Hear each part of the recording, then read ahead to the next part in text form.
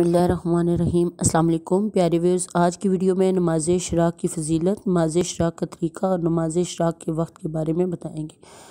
नमाज के बारे में बताने से पहले आपसे गुजारिश है कि अगर आपने अभी तक चैनल सब्सक्राइब नहीं किया तो काइंडली आप चैनल सब्सक्राइब कर लें, या आप इस चैनल पर नए हैं तब भी चैनल सब्सक्राइब कर लें ताकि आपको आइंदा भी इस तरह की मालूमाती वीडियो मिल सके।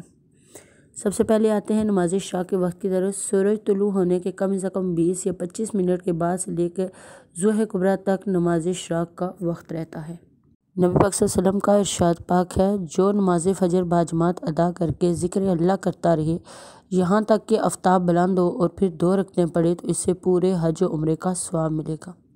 एक दूसरी हदीस में फरमाया कि जो शख्स नमाज फजर से फ़ारिग होने के बाद अपने मसल्ले पर बैठा रहा हत्ता कि इशराक के नफल पढ़ ले, सिर्फ खैर ही बोले तो इसके गुनाह बख्श दिए जाएंगे, अगरचे वो समंदर की झाग से भी ज़्यादा हो। नमाज इशराक पढ़ने का तरीका ये है कि जब फजर पढ़ के दुरूद शरीफ वगैरह पढ़ता रहे और जब सूरज ज़रा ऊंचा हो जाए यानी कम से कम निकलने के 20 मिनट गुजर जाए तो 2 रकात पढ़े। इशराक की नमाज की फजीलत और मुकम्मल सवाब का मुस्तहिक वो शख्स है जो फजर की नमाज जमात के साथ अदा करे या उज़र की वजह से घर में पढ़े और इसी जगह बैठा रहे और अल्लाह के ज़िक्र में मशगूल रहे।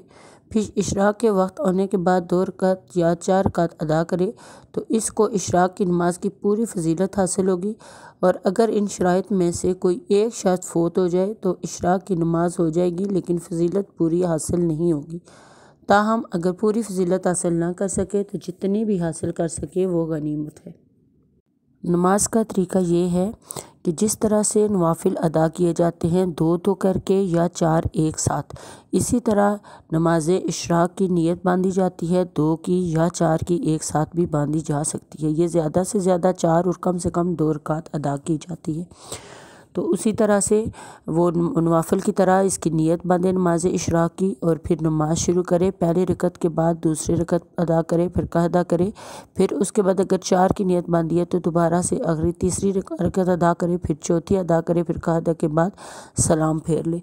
तो उसके जो जितने भी गुनाह हैं वो सारे माफ़ हो जाएंगे और अल्लाह ताला का फजल उस पर बना रहेगा। अल्लाह हम सबको नमाज इशराक अदा करने की तौफीक अता फरमाए। आमीन।